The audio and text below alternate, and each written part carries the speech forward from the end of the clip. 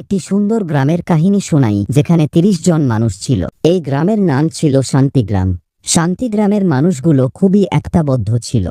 গ্রামের প্রত্যেকটি পরিবার সুখে দুঃখে একে অপরের পাশে দাঁড়াত। গ্রামের মাঝখানে একটি মসজিদ ছিল, যেখানে সবাই নামাজ পড়তে যেত।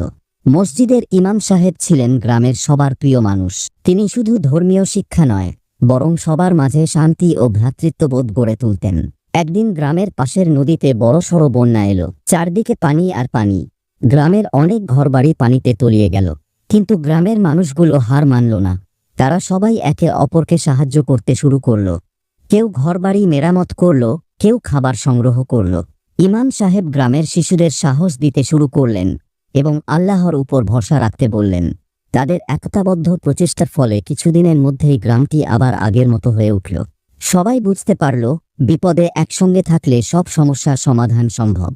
এই গল্প থেকে আমরা শিখি, যদি আমরা একতাবদ্ধ থাকি এবং আল্লাহর উপর ভরসা রাখি, তাহলে যে কোনো বিপদে আমরা জয়ী হতে পারি।